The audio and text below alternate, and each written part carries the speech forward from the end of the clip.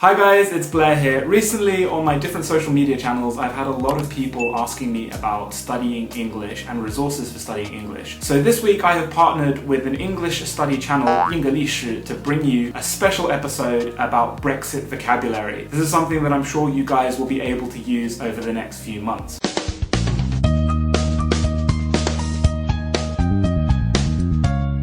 As the UK gets ever closer to the impending Brexit date of the 29th of March 2019, people are still scratching their heads and wondering what exactly is going to happen. Theresa May has been doing her best to draw up a Brexit negotiation plan, but there are also plans in place to prepare for a no-deal Brexit. With less than 100 days to go, every time you turn on the television or the radio in the UK, you are still met with a wave of new words and confusing vocabulary that often a lot of native speakers don't understand, let alone non-native speakers. A lot of the vocabulary guides and videos online are also quite out of date and don't give you the newest information regarding new deals and new negotiations. So if you want to learn the most up-to-date Brexit vocabulary to impress your friends before they break down in tears and or burn their British passports, not doing that but I might cry, then this video is the one for you. Stay tuned and let's learn the latest Brexit vocabulary.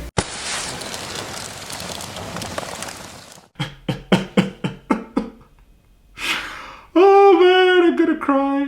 Number one, a hard Brexit. So this is a Brexit where the UK gives up a lot, if not all of its existing ties with the EU. So for example, giving up EU trade membership and setting up its own deals and its own negotiations as part of a new UK system. A lot of very hardcore Brexiters really support a hard Brexit, but there are also lots of arguments from economists saying that this kind of Brexit will drastically harm the UK economy. The opposite of that is a soft Brexit. This is where the UK retains a lot of ties and a closer relationship with the EU, including continue to be part of the customs union, free movement across borders, and keeping a lot of the same trade agreements as well. A lot of people favour this, but obviously the hard Brexiters aren't very happy because they don't think that it's enough. Everyone is extremely conflicted and confused. The Norway Model.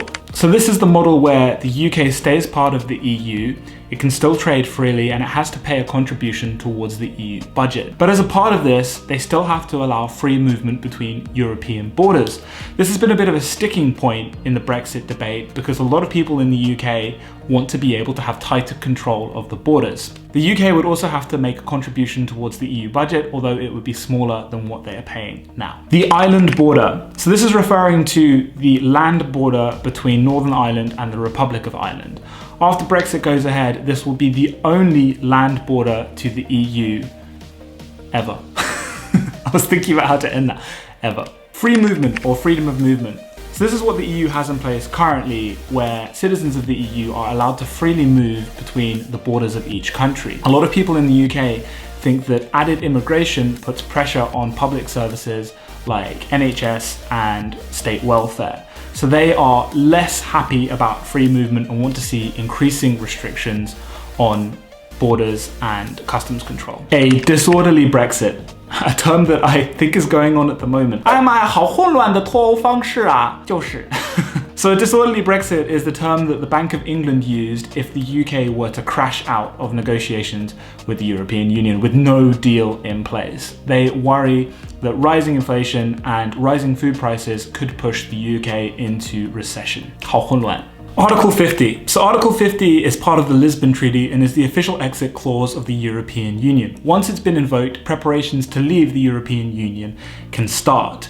But Article 50 is a little bit vague. So it doesn't say, for example, whether if after it's been revoked, it can then be reinstated. But the UK has already started this process, and Theresa May invoked Article 50 on the 29th of March 2017, essentially to prepare for leaving the European Union. Many would argue that 2 years was not enough. Many would argue that in the current situation, 20 years is not enough. 200 years may be enough. We'll see. The Chequers Agreement. So this was the agreement originally proposed in July 2018. So this plan essentially promotes tax or tariff-free trade with the EU, but also leaves the UK to have freedom to go and pursue other trade deals outside of the EU. So under this plan, the UK would collect tariffs on the EU's behalf for any goods that were destined to be sent on to EU countries. And as tariffs had already been paid, there would be no need to have a separate border between Northern Ireland and the Republic of Ireland, which would resolve one of the biggest flashpoints of the Brexit negotiations. As part of the Chequers Agreement, the UK would still have to follow the EU rulebook,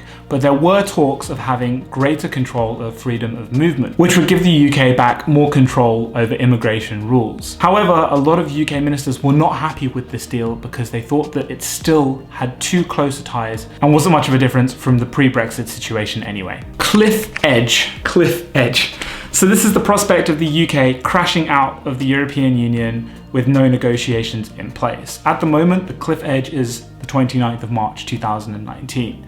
And as we get closer, there are suggestions that we are getting closer to this cliff edge because we're just gonna crash, jump off a cliff. Customs partnership. So this was one of the main things about the Chequers Agreement. Essentially, it was this partnership that would exist between the EU and UK that would allow for goods to be exchanged without heavy customs checks. And as the UK would be collecting tariffs on behalf of the EU, this would resolve the situation between Northern Ireland and the Republic of Ireland as well. Divergence. Despite also being the title of a not so well performing Hollywood movie, Divergence essentially means the difference in rules and regulations between the EU and UK before Brexit as opposed to after Brexit. So essentially they would be going in different ways, diverging, you might say, which is why people say divergence. The 4 freedoms. This is referring to the freedom of movement of people, goods, capital and services in the EU single market. Reste à liquider.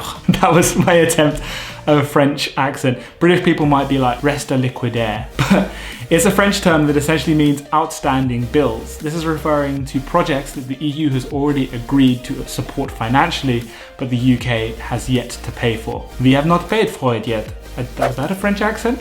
Can I even do a French accent? Probably not.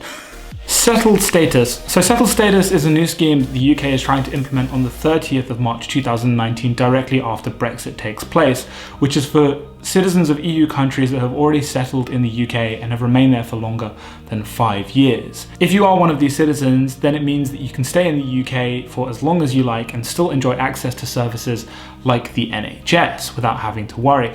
A lot of people think that this won't be implemented harshly unless you are a convicted criminal or are in the UK illegally. Frictionless trade. As much as I would like to think that frictionless trade is one of those really long slides or bits of plastic and then everyone puts like washing liquid on and then just,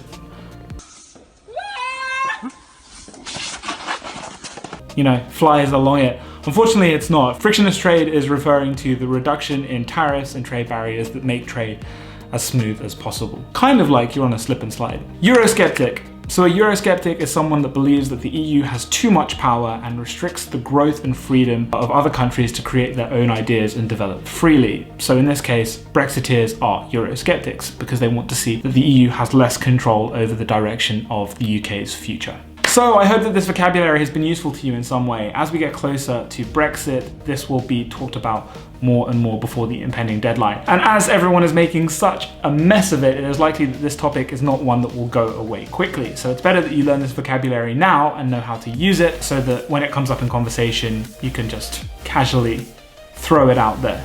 Throw it out there, you know, just put it out. Thank you guys so much for watching and wishing you a happy holidays and a great new year. If you have any content that you would like to see on my channel in the future, please feel free to get in touch with me through a private message or by leaving a comment under the video. So great to hear from you guys and I will see you in the next video. Thank you very much.